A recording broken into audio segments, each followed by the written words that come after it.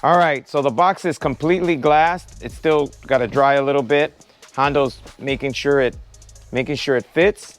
This is a factory bolt that we're gonna pick up so that it holds it in place. And then now we got a notch for those arms. So these are the arms, as you can see, they hit. So we have to modify the box and pocket it for those two areas. That's what he's working on now. This is his harnesses. So he made harnesses for both input and output, and we're using a T-harness. So we use a connector that's technically not for this particular vehicle. It's for the new GMCs and Silverados, but not for the EV. The EVs changed. So even though the plugs are very similar, they're not pinned correctly and they're not labeled correctly. So unfortunately, it takes a little bit more time because we have to basically repin and figure out what every single color or pin is. But now we have a full plug and play harness and we don't modify any of the vehicle as far as the wiring goes. We did that for the speakers, the input, everything, so that we don't modify anything as far as that goes. This is a very old school way of doing box volume. So we need to know what the airspace of the enclosure is. We can figure out the rough dimensions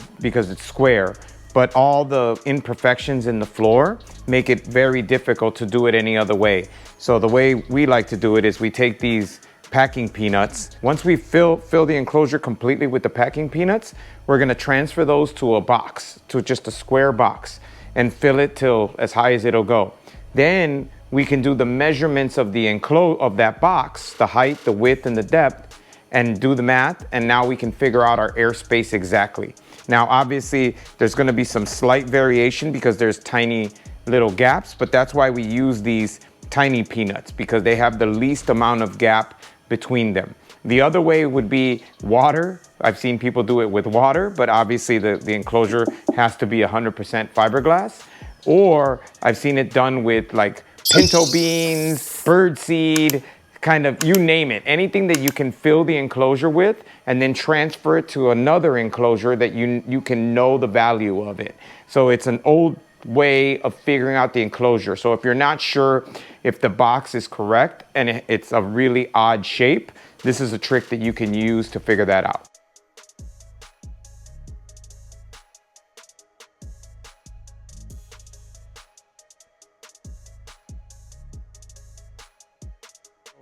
We did the fun job of filling it with peanuts. That's the easy part. Then it's taking them all out. So we have to scoop them all out into a box or a shape that we know. So we know this is a square. And so what we're gonna do is, it's level, right? And then you're gonna measure. So this is 18 by 21. Let's say 7. So there's the 7, right? It's actually 7, it's like 7 1/4, right? So 18, all right, so check it out. So we're gonna do 18 times 21 times 7.25 equals, divided by 1728. So we have 1.58 cubic feet. So that means we have 0.79 per driver. This is gonna be 2 actives and 2 passives. We have 0.79 per driver. So we should be right on where we need to be. These audio mobiles work in really small enclosures. That's one of the huge benefits of using these drivers. They have a ton of output and they work in really small boxes.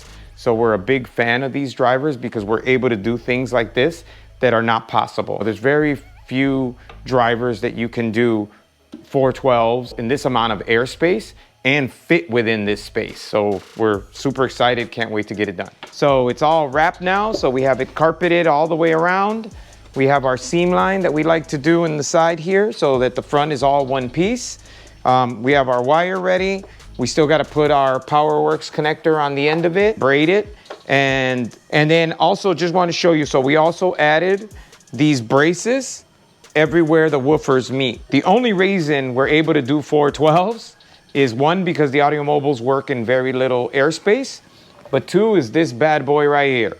So this is Audio Mobile's passive radiator. So this is a 12-inch passive radiator. So what that allows us to do is fit it in this spot where there's no way in hell you're gonna fit a traditional driver. It has to be something thin. And also the small airspace allows us to really get the most out of it and still put 412s under the seat of an EV and still keep the functionality of the seat. We have really good airspace, but we're also gonna add our denim material, which basically tricks the woofers into thinking that they're in a bigger enclosure. So this way we'll get a little bit more airspace out of it, and then we'll literally be at an optimal enclosure size for this setup. Because obviously, like I told you, what we want is we want the optimal range. Now, there's a minimum and a maximum, but we always try to shoot for like the optimum setting. And with the denim, we'll be able to achieve that. All right, so the box is in, it's bolted. So we use this existing stud, and then we use a barrel nut, which is like a special bolt so that it grabs all the way through. I mean, it is on there, and it fits tight left to right, front to back. The only thing we have to do is keep it from hopping up, right? This is that denim that we use in order to give us a little bit more airspace. So basically it tricks the subs, for lack of a better term, into thinking that the airspace is bigger than it is. Back in the day, we used to use polyfill, but we like this. It seems to work a lot better as far as giving us the airspace that we need, but also giving the box a really nice sound. It just smooths it out and gives us some really nice bass compared to what normally you get out of a subwoofer enclosure. People always ask us, is that stuff really necessary? Like, why do you do the power works? Why do you seal the enclosure? Why do you brace it? Why use that denim fill? All these things. Well, it's all those little things that add up to a great sound. Without all those tiny little things, you get okay sound, but we're not in the business of okay. We want our clients to be wow. We want them to be like, damn, that's insane, right? And in order to do that, it's all the little details that add up to damn. You know, the little details add up to extraordinary results, not an ordinary result. So it's like anybody can do, not anybody, almost anybody can do ordinary. It sounds good, it sounds okay. If we hear that from a client, we fail. We do not like that. We want the client to jump in and go, holy wow, like way more than they were expecting. All right, so I wasn't gonna talk about this, but Dama is making me. So one of my OCD problems here with things like this is that I hate when the woofers are crooked. So it drives me bananas when even it's slight and nobody will notice, but I notice. So it drives me nuts. So in order to make sure that they're straight, I have a straight edge from that dot to that dot. So that mounting point to this mounting point, and that helps me line up this mounting point and that mounting point. So now these two woofers are perfectly straight with each other. The other ones I already did, and those I did a different way. Those I go this way.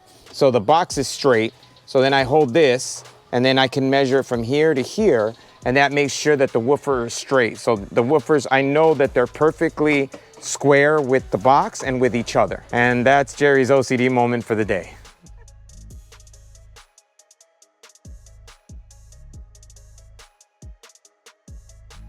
Visit our website at showtimeaudiochicago.com.